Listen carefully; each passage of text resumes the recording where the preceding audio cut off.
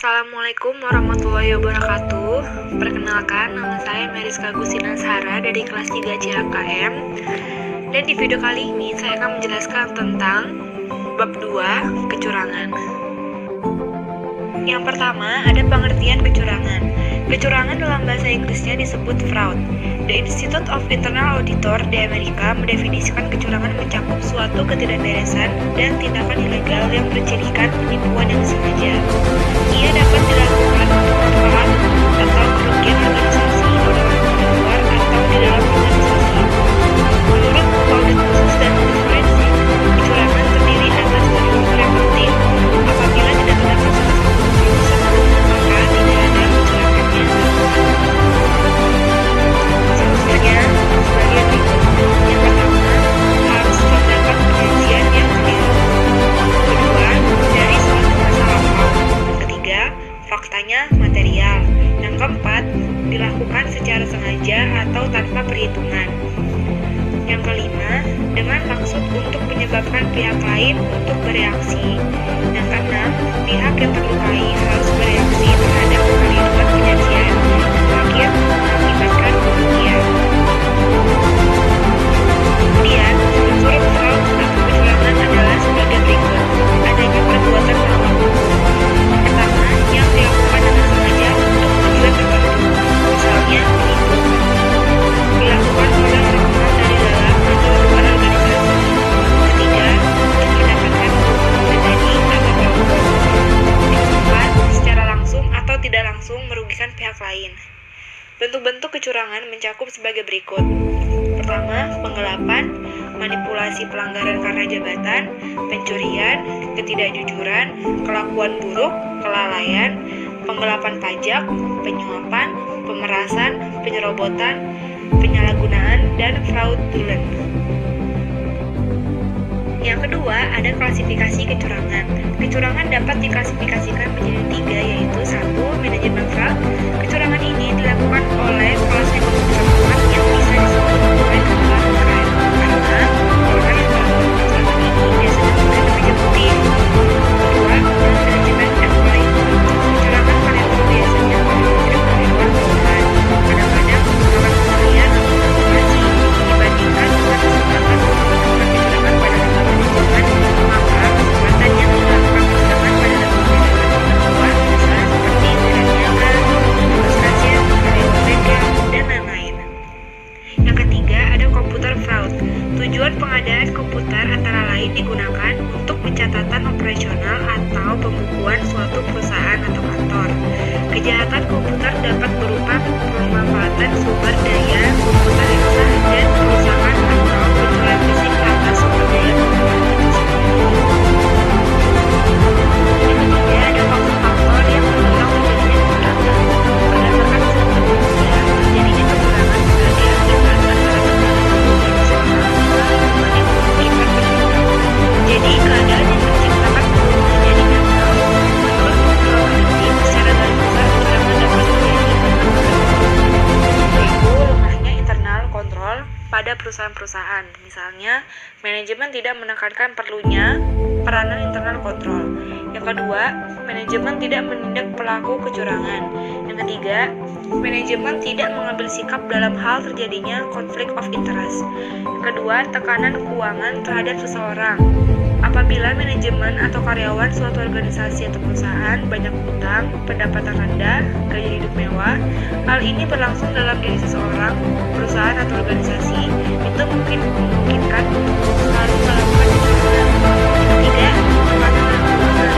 Tekanan finansial yang mendorong terjadinya fraud adalah 1. Tuntutan pimpinan di luar kemampuan keuangan. Kedua, direktur utama menetapkan suatu tujuan yang dikonsultasikan kebijakan kepada bawahannya. Ketiga, tuntutan tuntutan. Yang keempat, indikasi lain. Yang pertama, lemahnya kebijaksanaan menerima pegawai. Yang kedua, meremehkan integritas pribadi. Ketiga, kepentingan koneksi dengan organisasi kriminal.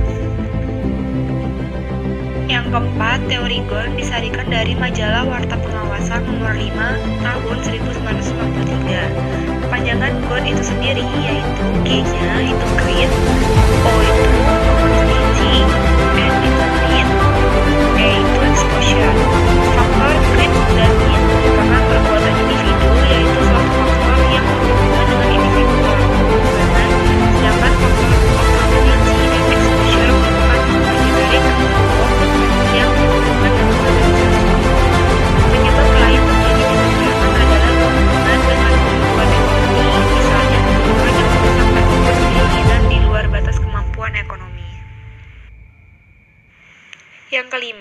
tanda-tanda atau kondisi adanya kecurangan. Setiap organisasi, baik itu perusahaan atau entitas lainnya, pasti ada yang namanya risiko terjadi kecurangan. Namun, secara umum, kecurangan bisa dikendalikan dengan syarat bagi organisasi harus selalu menerapkan penempatan karyawan sesuai dengan jobnya, atau karyawan yang bekerja dalam sebuah organisasi harus ditempatkan sesuai dengan keahliannya. Ciri-ciri adanya kecurangan menurut Fraud Audit Team secara garis besar adalah sebagai berikut. Yang pertama, terdapat angka laporan keuangan yang mencolok dengan tahun sebelumnya. Yang kedua, adanya perbedaan antara pengurusan dan tambahan atau pembentukan. Yang ketiga, perbedaan yang ditemukan karena melalui observasi. Yang keempat, transaksi yang tidak didukung oleh bukti yang memadai. Yang kelima, transaksi yang tidak dicatat sesuai dengan otorisasi manajemen, baik yang khusus maupun yang bersifat umum. Yang terakhir, terdapat perbedaan kepentingan konflik of interest pada tugas pekerjaan karyawan. Yang keenam, kecurangan dilihat dari sudut pandang akuntansi. Jika dilihat dari sudut pandang akuntansi bahwa terdapat 4 macam kecurangan, yaitu kecurangan korporasi. Kecurangan korporasi dilakukan oleh pejabat eksekutif dan atau manajer perusahaan maba dan perusahaan publik dengan jangka pendek. Yang kedua, kecurangan pelaporan. Kecurangan pelaporan adalah perjanjian laporan yang merusak integritas keuangan dan dapat mempengaruhi korban seperti kreditor, auditor, bahkan kompetitor. Yang ketiga, kecurangan manajemen. Kecurangan manajemen adalah merupakan bentuk menerapkan hal-hal tidak terdapatnya pengendalian intern, sistem otorisasi yang tidak jelas baik. Yang ketiga, tidak memperhatikan kesejahteraan bawahan. Yang keempat, ada manajemen hanya dapat mementingkan diri sendiri. Yang keempat, kegagalan audit.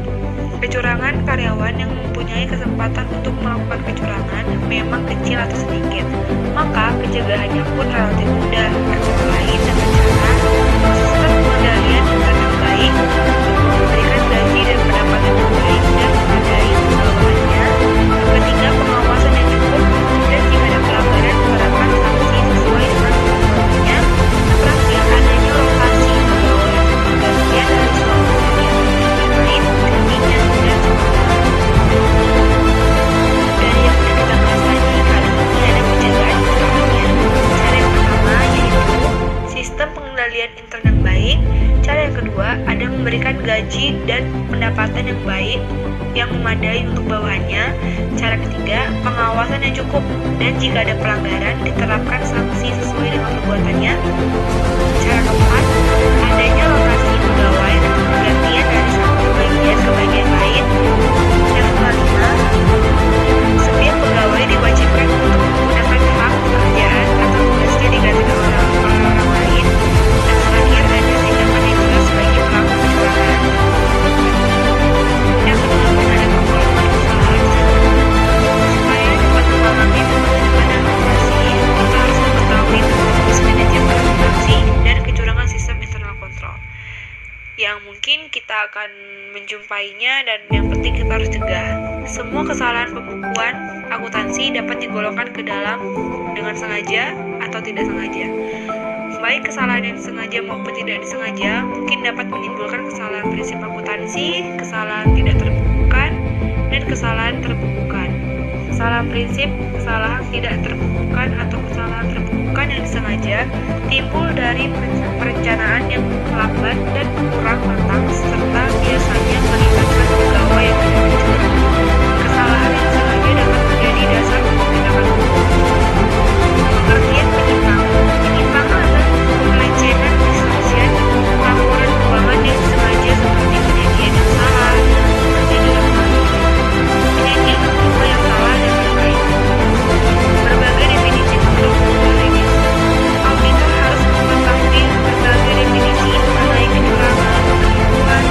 Auditor harus mengenal berbagai istilah tersebut dan bagaimana biasanya perbuatan kejahatan, penggelapan, pencurian, dan kelalaian menurut hukum, agar dapat memahami persyaratan untuk suatu sistem internal kontrol yang memadai. Itu terjadi serta bagaimana cara pencegahannya. Definisinya antara lain yang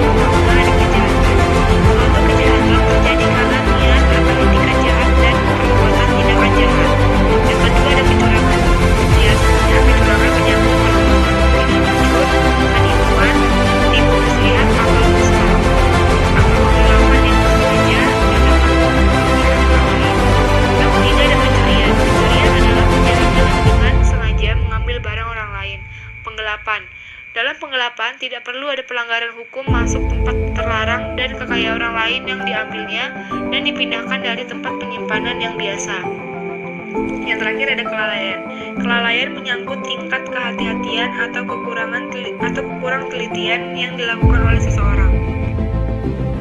Sebelum masuk di tuntutan atas kecurangan, ada pengertian kecurangan di dalam akuntansi. Di dalam akuntansi, kecurangan adalah berbuat yang dilarang atau tidak berbuat sesuatu yang diwajibkan dan merupakan penipuan yang sifatnya tidak jujur atau kelalaian yang sedemikian besarnya sehingga tidak bisa dibiarkan begitu saja. Lanjut, tertuduh dapat melakukan sesuatu yang palsu dengan nilai yang terbayar. Tertuduh atau sengaja dan sadar bahwa hal itu palsu atau ia membuat laporan tanpa mengetahui kebenarannya akibat kelalaian yang besar. Tertuduh dengan sengaja mempercayai pihak lain untuk melakukan perbuatan atas dasar laporan yang tidak benar. Pihak lain menuduh tidak mengetahui kepalsuannya, percaya, dan melakukan tindakan atas dasar laporan tersebut. Pihak lain sebagai akibatnya menderita kerugian. Kelima syarat tersebut harus sampai tidak bisa melakukannya pengadilan.